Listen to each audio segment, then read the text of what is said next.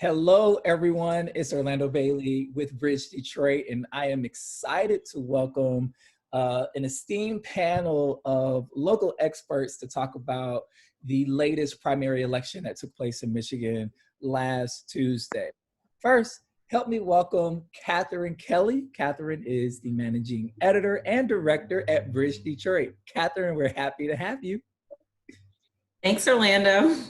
And we want to welcome Daniel Baxter with Wayne County External Affairs. Baba Baxter, I'm so happy to be in your space once again, sir.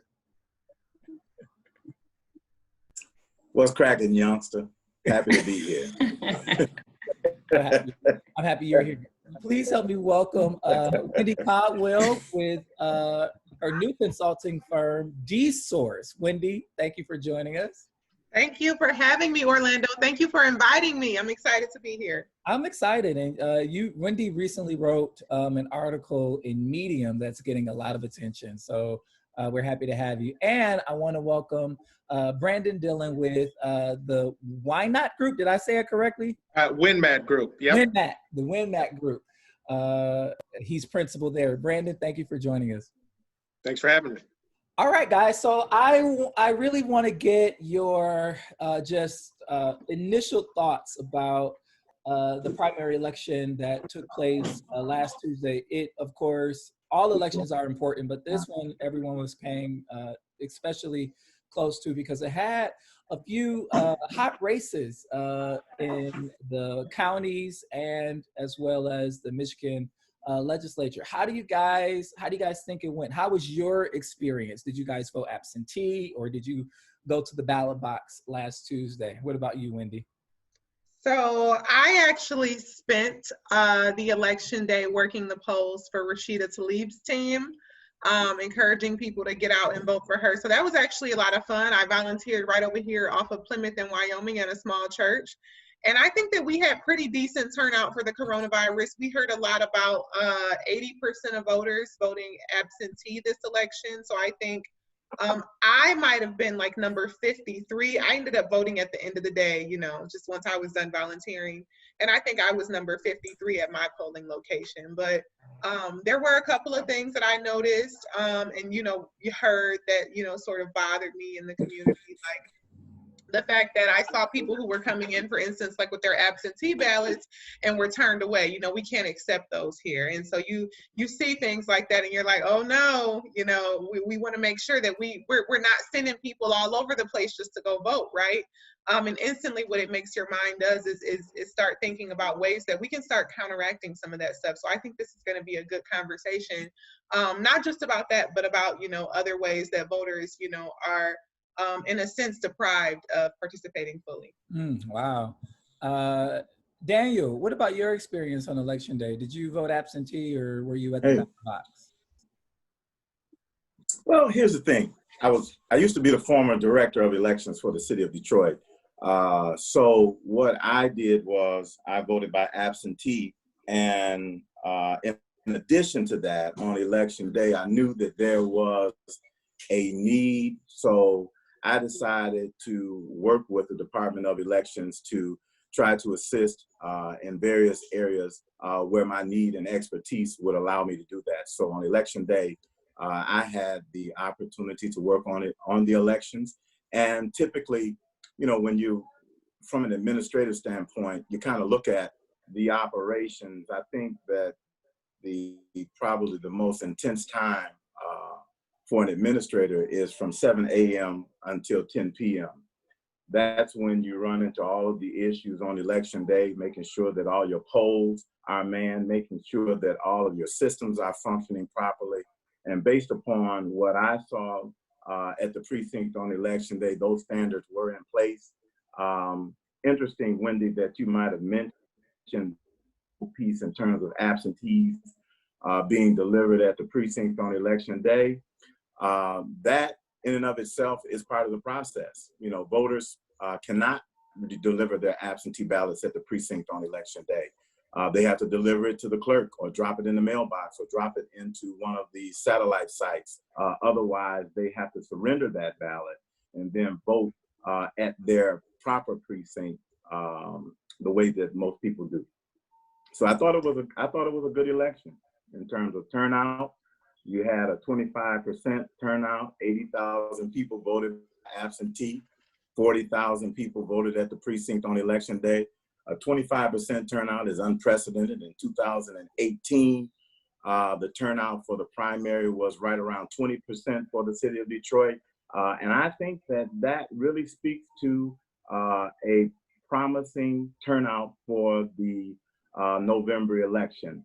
I think that they received and mailed out about 110,000 absentee ballots, and they received 80,000 back. Yeah.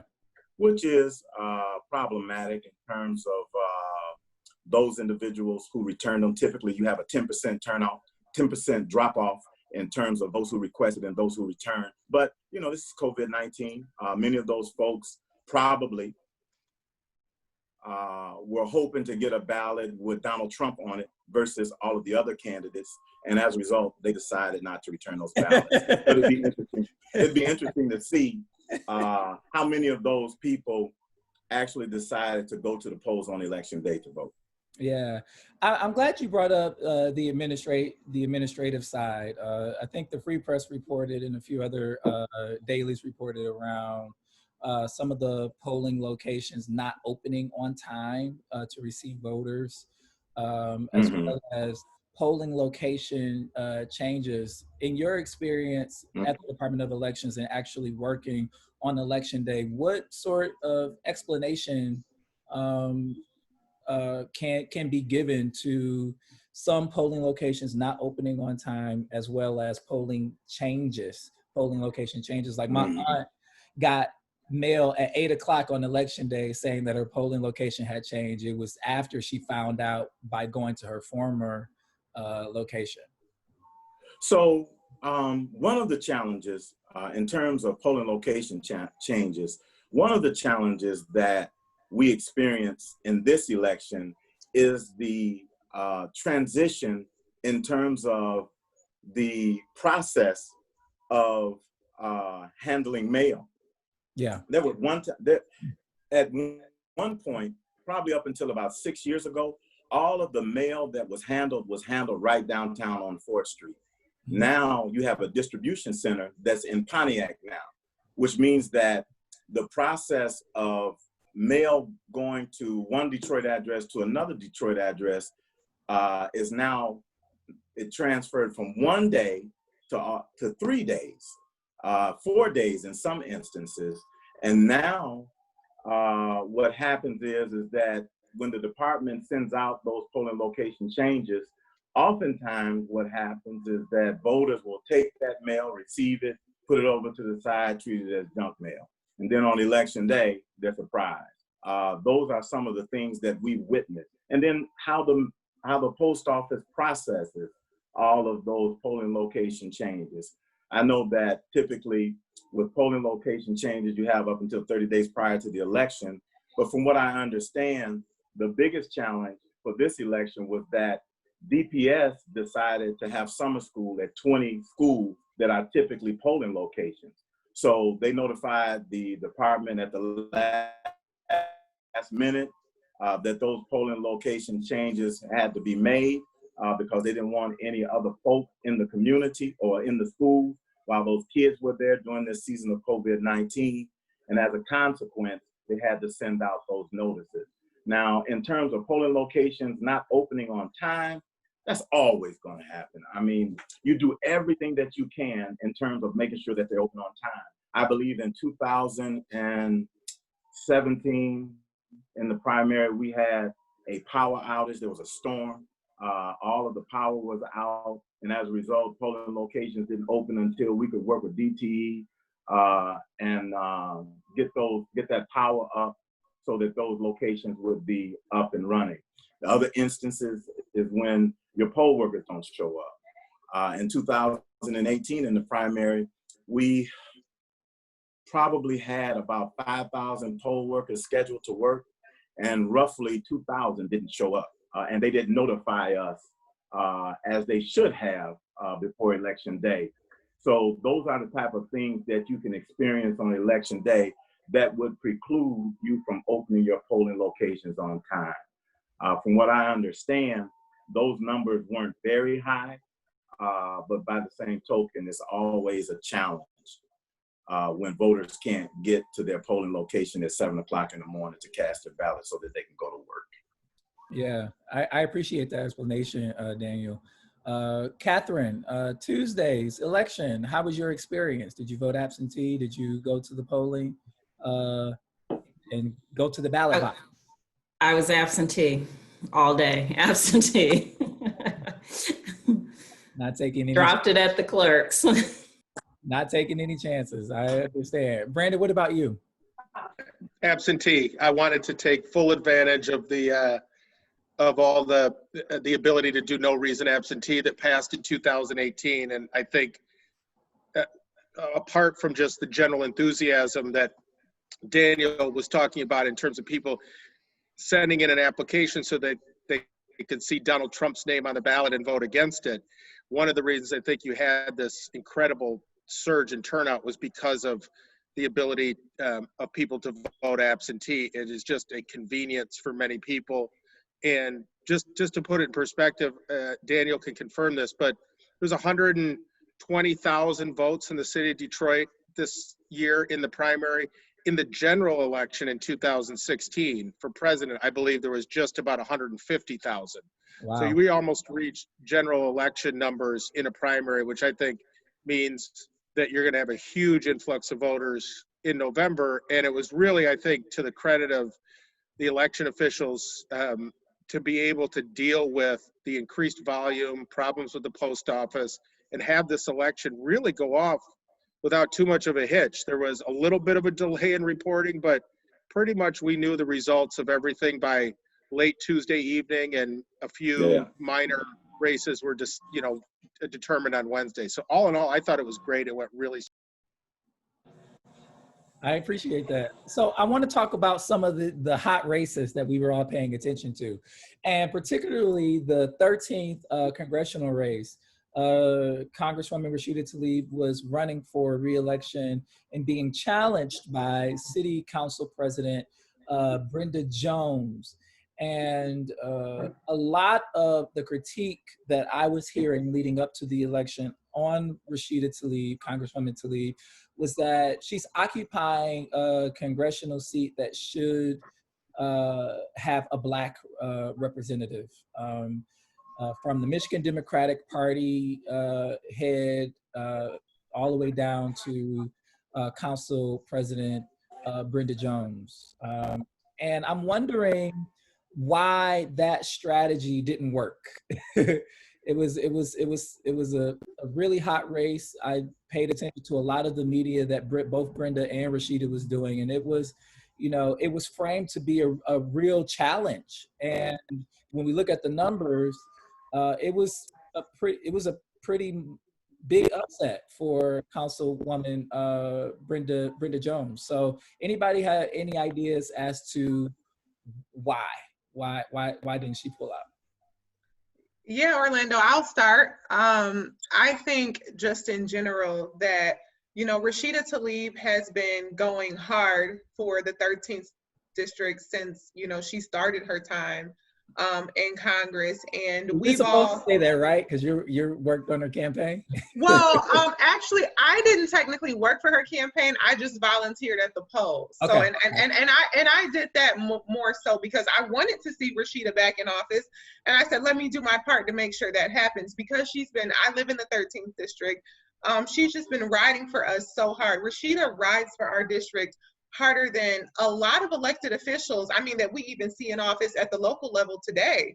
And it's inspiring and it's empowering to see that kind of leadership and to see her not back down, to anyone. It doesn't matter, not to the president.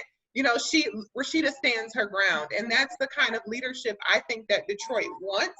And I think that the reason why we weren't fazed by the notion that we have to have a Black representative, Detroit has had Black leaders that have not had our best interest at heart, right? And we have seen that history has shown us that, skin folk ain't kinfolk necessarily. And so I think, Detroiters can see that. And I think that that's why they reelected Rashida, is because that they can see it. Brandon, did you have anything to add? I saw that you unmuted. I think it was going to be very difficult to beat Congresswoman Tlaib. Wendy's absolutely right. I mean, I served with Rashida in the State House. She is an incredibly hard worker. She does the work in between elections with constituents, with her service centers, and all the other outreach she does to build positive relationships. And, you know, especially with Trump as president and Trump making Rashida kind of a target of his criticism, that's the kind of thing that's going to rally Democratic voters. She did a great job fundraising. I think it's very hard to beat an incumbent, and, you know, frankly, you know, nobody's going to outwork Rashida in an election, and it showed. And I think voters were happy with the job she's doing. Now, will that carry on for every single election going forward? I think that remains to be determined after redistricting, but I don't think it's much of a surprise that she won by the kind of margin she did, given her level of energy, activity, the money she raised, and how she's built this kind of national profile and done the constituent work at home. Daniel, why didn't the messaging of Rashida's opponent resonate with voters? You're on mute. You're on mute, Yeah. Daniel. I think that Brandon Dillon pointed out a important factor. Rashida raised a lot of money. I think that in order for a candidate's message to resonate, it has to reach the constituent. And, you know, with a week out, I think that Brenda began to do some radio, and I think it's difficult, you know, when your funds are limited in terms of messaging. I think messaging is critical. I think Brenda has done a great job as a councilwoman. She's demonstrated leadership as a president. I think that she would be well suited to be a congresswoman.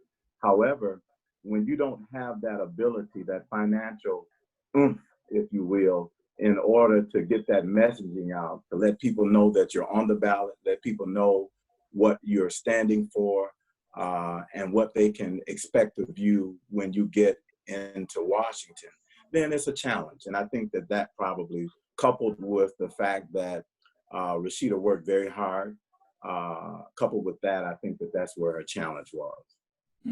Catherine, what are your thoughts about the 13th congressional race? I hear the explanation, and I think it's also worth mentioning that we didn't lose Black representation in the 13th district to a white person. Rashida is also a woman of color. So what are you thinking regarding what happened with that race?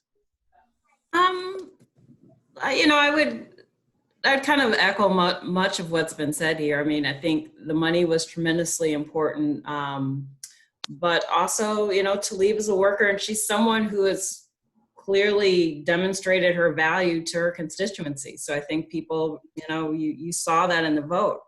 But I'm also really curious, with the expanded ability to vote, you know, people being able to vote without vote absentee, without having to go to the polls, how does this group think that will help progressive candidates or issues going forward? Like, because, you know, an example of that is when I went to sleep Tuesday night, Victoria Burton Harris was leading Kim Worthy before all of the absentee ballots were counted, and she lost to Prosecutor Worthy on the absentee count. And so I think it's a legitimate question. Wendy, do you have any thoughts?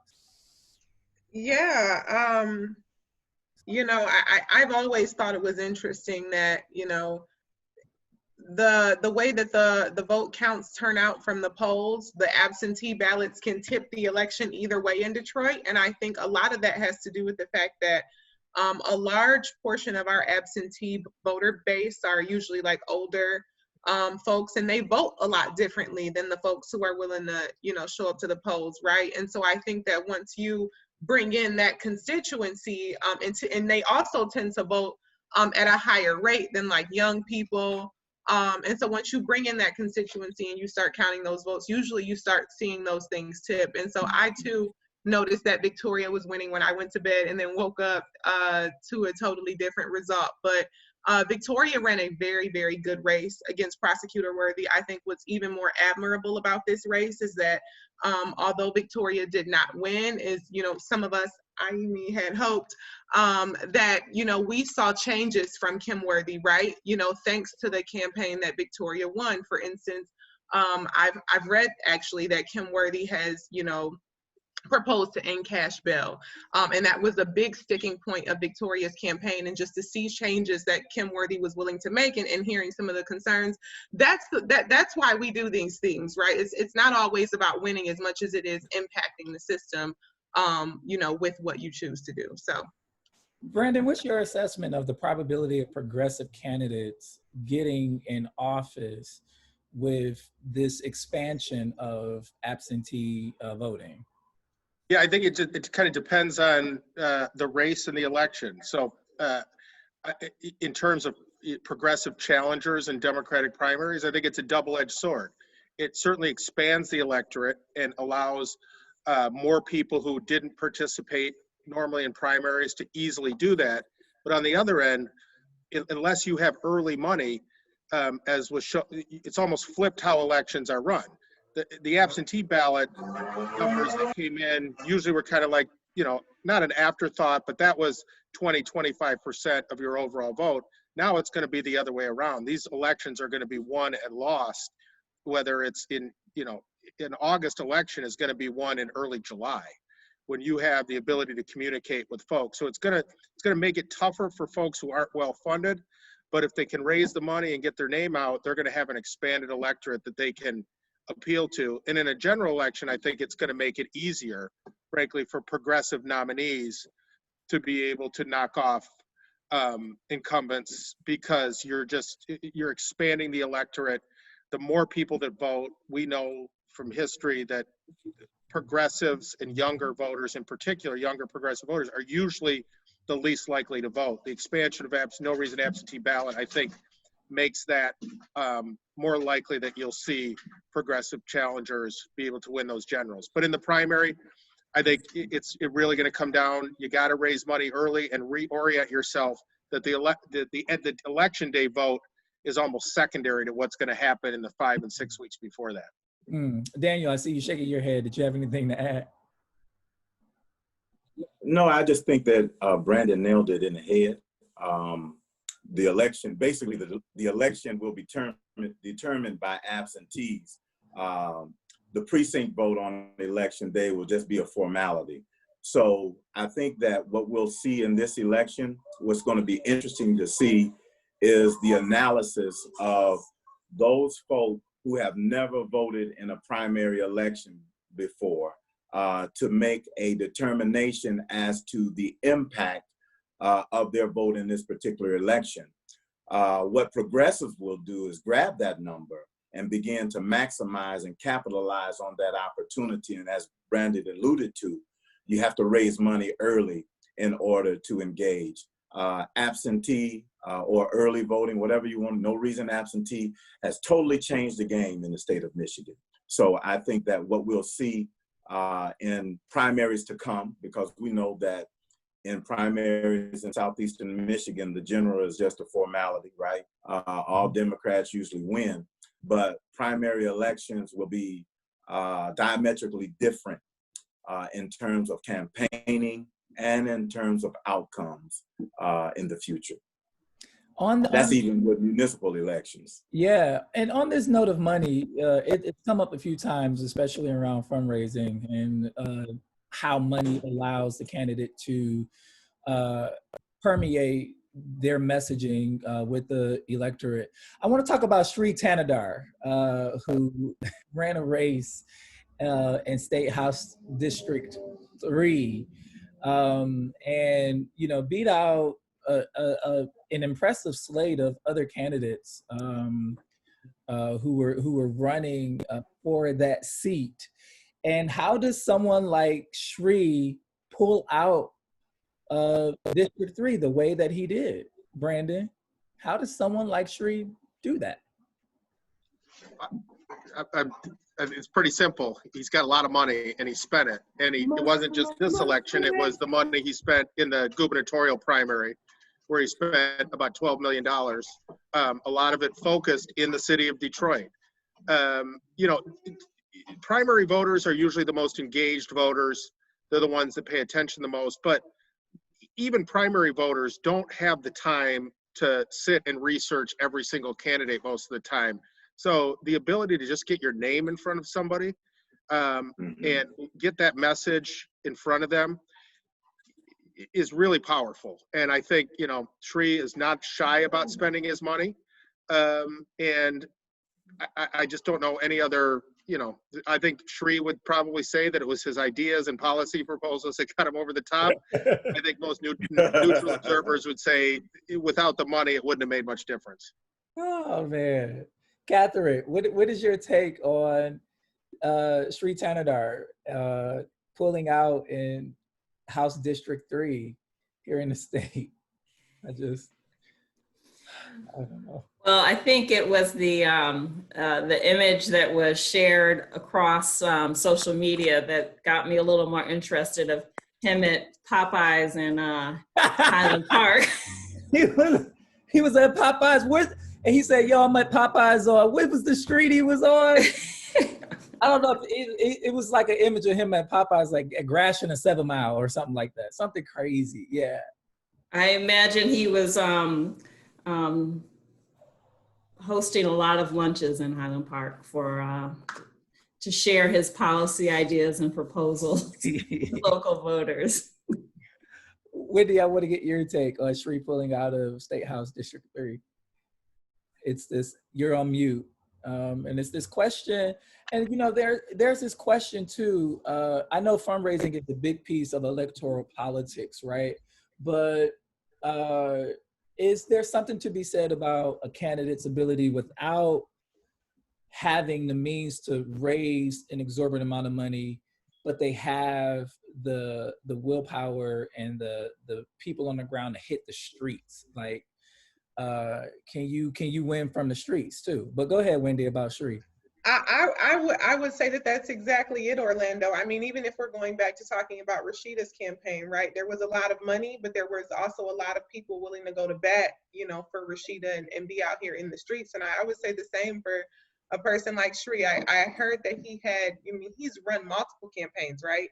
And so with that, over in that district, his name has constantly been out there and been promoted in that area. And so I think Detroit, you know, we are very much so a name recognition state, as I like to call it. And so once people have seen your name so many times, by the time they get to the polls, I mean, it's stuck. And with that amount of money on top of that, I mean, the possibilities are, as Brandon put them, powerful.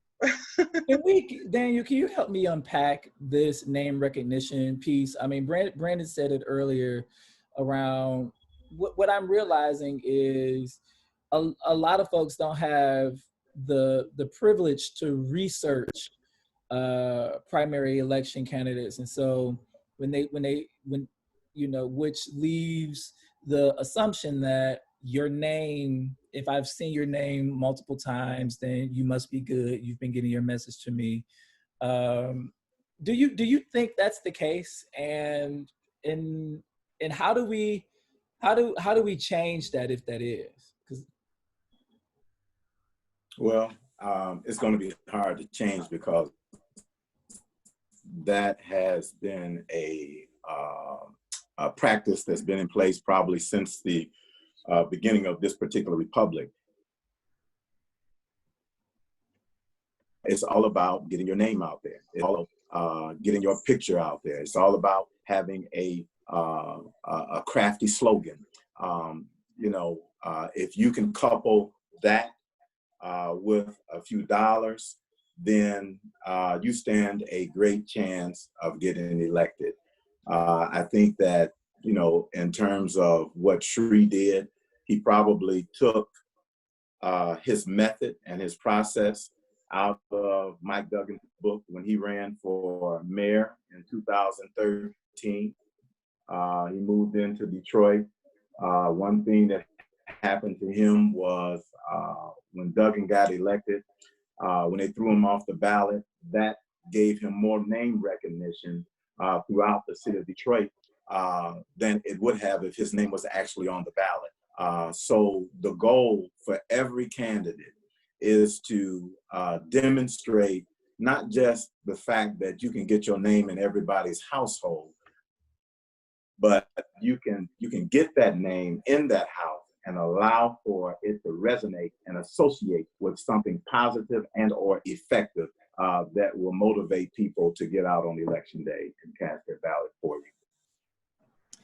I want to switch gears to another important race that I was paying special attention to, and that is the Wayne County Treasurer race. Once again, when I went to sleep Tuesday evening, challenger to Treasurer Eric Sabree, Beverly Kendall Walker, was in the lead, and then I woke up to find out that Eric Sabree again had pulled off the race, and you know, it's been a somewhat controversial time for the treasurer's office in light of news breaking about overassessments of which he was not involved in at the county level. He wasn't even treasurer then, but also the Supreme Court decision around counties not being able to make profit off of homes that have been foreclosed on for property taxes. People have been taking him to task, asking him, you know, very hard questions about leveraging his platform to get some policy change. I being one of those people, and folks were having a hard time with him, and even with Ms. Beverly Kendall Walker, you know, who is a person who has run for multiple offices. What do you make of Wayne County's choice to re-elect County Treasurer Sabree, even in all of said controversy? I think that's, if you don't mind with me jumping, Yeah, if I jump in first. So I think that I liken it to what happened to the Detroit City Clerk in the 2017 election. 2016, there was a lot of controversy associated with the election returns. And in fact, when she ran against Garland Gilchrist during the general election, throughout that entire process, the street spoke and Garland Gilchrist was up. He was winning. But if you recall, the Detroit News, both the News and the Free Press, had predicted that the clerk would win if the stats based upon precincts and absentees remained static. I think that the clerk received like 3 out of 4 absentee votes. And as such, when those absentees came in, it pushed her right over the top, I think by about 1,500 votes or so. And what we saw with Eric Sabree is the same thing. Wendy said it, you know, senior citizens, they are more willing to be more forgiving. They are more willing to vote for the incumbent. And as such, that's what we had an opportunity to witness with the Sabree election. It was those absentees that pushed him over the top, that allowed him to ride that wave until all results came in. Brandon, what do you make of that? Oh, go ahead, Wendy. No, I was just going to add, go ahead, Wendy. Well, I was going to say something really quick just to your point, Daniel. I mean, we had literally, you know, just talked about that, right? The senior citizens are absolutely, you know, more forgiving. And not only that, senior citizens are a little bit less likely to take a chance, you know, on a new challenger, right? They are more looking for stability. You know, the last thing that seniors want is to, you know, vote for a change, and then now they, you know, already, you know, living on fixed incomes and wanting to at least be able to have some sort of stability. They don't want to shake things up. So I think that you know, contributes to why, you know, when those absentee ballots come in from that constituency, why we see the results that we do. But go ahead, Brandon. I just wanted to add that tidbit. I think you're absolutely right. I was just going to say, it just speaks, I think, to the power of incumbency, even in an era where we have kind of a populist uprising in many cases, incumbents still maintain a massive advantage. If you look at all the results statewide, a couple incumbents probably lost their primaries. I don't think any in Southeast Michigan did. The same thing happened in the Oakland County executive race. Dave Coulter, who was a appointee running against a more well-funded treasurer who had been running for the office for 12 years, and he won because people usually stick, unless there's a really critical reason, especially in a primary, usually stick with the person they know unless they've done something that is just extremely egregious. Yeah. Well, we're coming up on 30 minutes. I want to get, I guess my last prompt for discussion from each of you is, what is your message to the voter electorate headed into the November election here in the city of Detroit? Catherine, we'll start with you. I mean, my message was always just vote, get out and vote. I'm encouraged by the turnout for the primary. I think more people will vote in November, and I think that's exciting. I think there's been a lot of, as someone who's kind of watched elections in Detroit for over a number of years now, I've just seen I think there's a lot.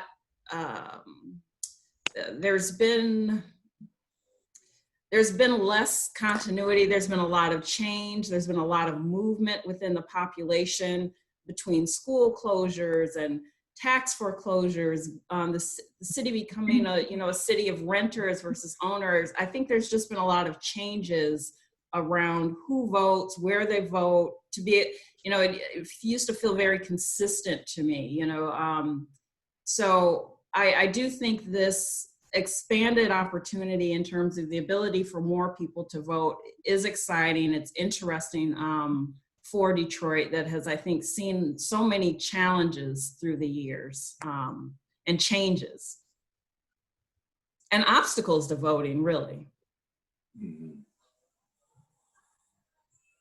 Wendy? You're on mute, Orlando. Sorry, your message. Sorry. Go ahead, Wendy.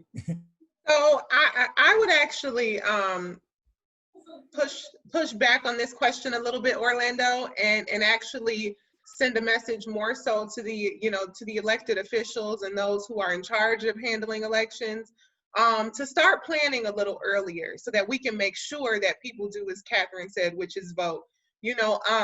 Earlier in the conversation, we talked a lot about, issues with, the post office and, with people not sending in, their absentee ballots on time, and with DPS, issuing, late notices. But all of these things, are the result, right, of improper planning when it comes down to it. And if we take the necessary steps and we are proactive in making sure that people are educated, have the right resources, that we talk, to our precincts in advance to plan, knowing that coronavirus has changed our way of living, then we can avoid a lot of the problems that we've seen in general elections in the past. And I think have a very successful general election in November.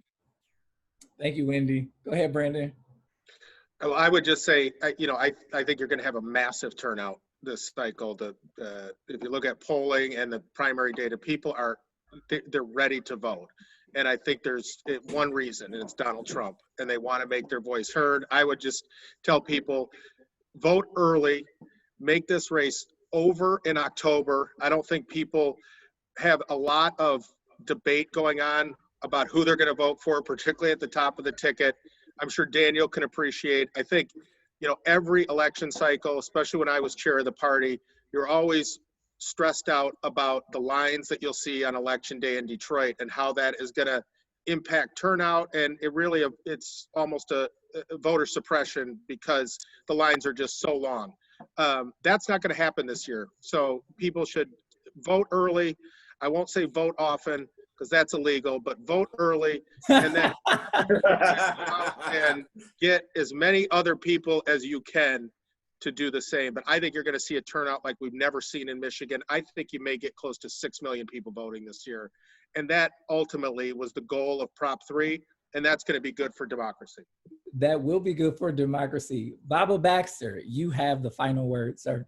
I'm gonna take off my glasses so I can be impactful. How about that? So I think that one thing that we always got to remember, there's a saying in the post office, there's always work at the post office, right? The same thing is true for the Department of Elections. There's always work. Consider this.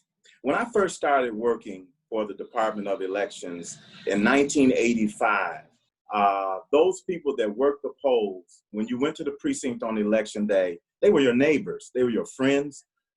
They were Miss Clark, Miss Jones, Miss Smith, Miss Brooks, the people that you knew in your neighborhood. Now today, those people are totally different. Oftentimes they're strangers, and they work for a different reason.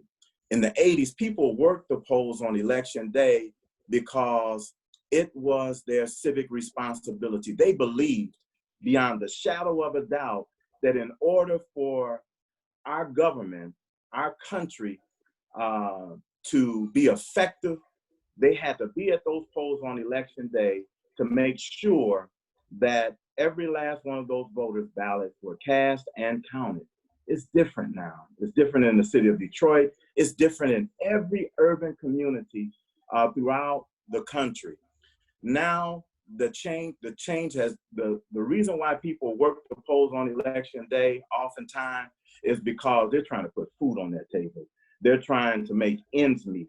They're not worried about who's going to be in Washington, D.C. They're not worried about who's going to be at Lansing. They're not worried about who's going to be on 2 Woodward or in the Guardian building. They're trying to feed their families, or they're trying to do whatever it is needs in order to make it to the next day. So it's different.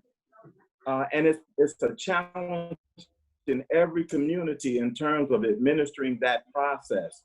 So what I want to encourage people, if you want to make sure that the polls on election day, you want to make sure that voters have an opportunity to cast their ballot without barriers, if you want to make sure that results are coming in on a timely ballot, on a timely manner, make sure that you take the day off.